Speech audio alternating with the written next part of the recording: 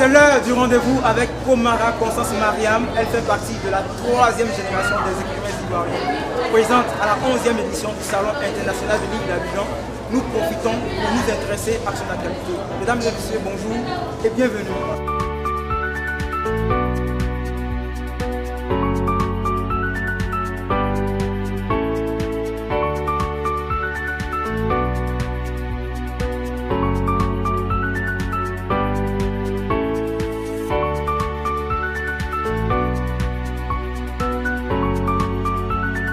Komara Constance Mariam, bonjour. Comment se porte l'écrivain? Je me porte très bien et je suis d'autant plus heureuse que je suis dans mon milieu. Vous prenez part à la 11e édition du Salon international du livre d'Abidjan. Quel regard portez-vous sur ce salon? Ce salon est vraiment un salon qui va grandissant. Pendant les premières éditions, il était vraiment pas fréquenté par les lecteurs. Mais de plus en plus, aujourd'hui, cette année, nous sommes à la 11e édition et si vous constatez, le palais est plein à craquer.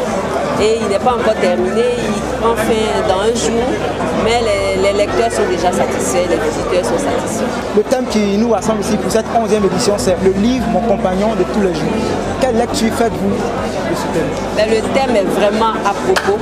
Il faut que les gens, à l'image de leur téléphone portable, s'approprient le livre. Le livre doit faire partie des éléments, des affaires avec lesquels on se déplace. Et donc le thème est vraiment à propos et on va militer dans ce sens-là. Obliger les gens à utiliser le livre aussi comme ils utilisent le téléphone portable tous les jours. Alors principalement, il s'adresse à qui, ce thème?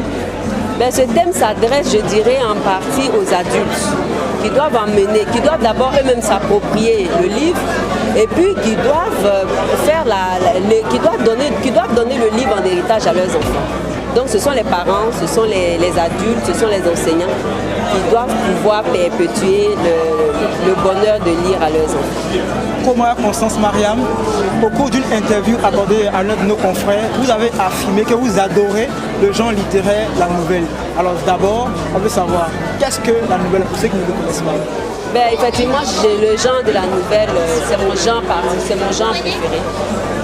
La nouvelle est un genre littéraire à l'image du roman, de la poésie, du théâtre, qui est un genre qui ne fait pas de la fiction, qui se base sur des faits réels. On parle d'une réalité, on parle d'un fait qui nous a marqué et puis on écrit, mais en changeant les personnages. Mais toujours est-il que le lecteur qui lit une nouvelle a l'impression de se reconnaître dans la nouvelle, a l'impression du déjà entendu, du déjà vu. C'est ça la différence avec le roman qui est pure fiction où on invente, on imagine des histoires qui n'existent même pas. Alors on est pressé de savoir pourquoi ce goût prononcé pour ce genre littéraire? Je dirais que je suis très terrestre. Moi, j'aime pas trop rêver, je rêve pas beaucoup. Parce que la vie nous rattrape toujours dans nos rêves. Et donc, pour ne pas, entre guillemets, perdre du temps dans les rêves, moi, je vis au quotidien. Je vis le quotidien, je vis comme les choses doivent aller. Alors, vos nouvelles portent toujours sur les faits réels. Pourtant, dans d'autres recueils de nouvelles, on a aussi de la fiction. Rarement de la fiction dans mes nouvelles. Rarement. Moi, c'est véritablement les faits réels, basés sur des faits réels. Du déjà vu, une scène qui se passe devant moi, qui m'interpelle par rapport au thème, je m'assieds, je produis une nouvelle. On me raconte une histoire qui m'émeut, je me dis non, il y a beaucoup trop d'émotions dans cette histoire-là, et puis j'en fais une nouvelle. Et donc, véritablement, rares sont mes nouvelles qui sont de la fiction.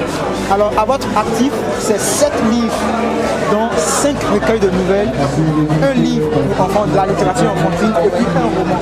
Lequel de parmi ces 7 livres, lequel est beaucoup recommandé par les lecteurs? Bon, moi je ne peux pas choisir. Je ne peux pas choisir, ce sont mes enfants, je les aime tous. Maintenant, les lecteurs, j'avoue que je suis partagée. Les lecteurs m'ont suivi dans la nouvelle. Beaucoup réclament la nouvelle. Depuis que j'ai sorti le roman, certains me demandent de revenir à la nouvelle. Ils ont aimé le roman. Là, ils me demandent de produire de nouveaux recueils de nouvelles. Et ceux qui ont lu le roman attendent la suite du roman. Donc aujourd'hui, je suis partagée et je pense que je vais osciller entre les deux genres. La littérature enfantine viendra de temps en temps parce que j'ai autour de moi mes enfants, mes neveux, mes petits-enfants et j'aurai toujours envie de leur raconter des histoires, donc je vais toujours me replonger aussi dans la littérature enfantine. Alors on va s'intéresser maintenant à votre tout premier roman qui s'intitule La couleur de l'argent. Oui. Dans ce livre, le personnage principal, Adam, est accompagné par deux autres personnages très forts. Vous développez le thème de la possession et de la cupidité. Parlez-nous un peu plus.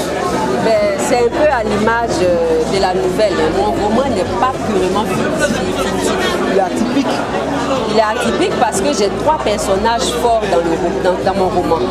Trois personnages forts avec leurs histoires. Trois personnages forts qui développent des thèmes différents. Comme vous l'avez dit, il y a la possession et puis l'exorcisme avec un personnage. Il y a la cupidité aussi qui sévit aujourd'hui dans notre monde.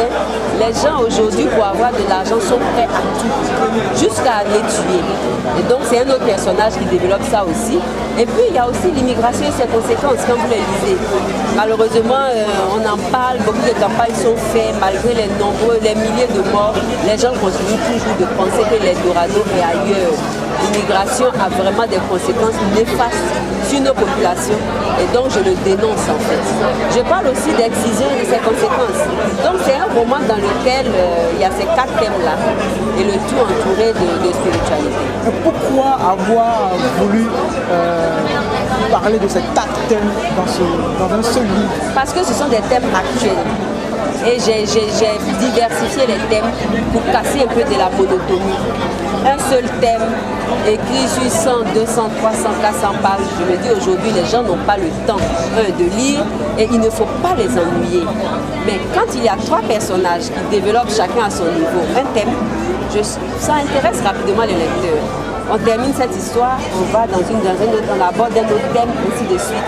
Et c'était vraiment pour casser un peu de la monotonie. Alors le personnage principal, je le rappelle, qui est Adam. Il voulait coûte que coûte satisfaire ses désirs, ses besoins, devenir riche, voilà. Tout ça. Et donc par cupidité, elle est devenue riche. Mais comment? C'est la suite on dans le apprend roman. Beaucoup dans la suite dans le roman. Voilà.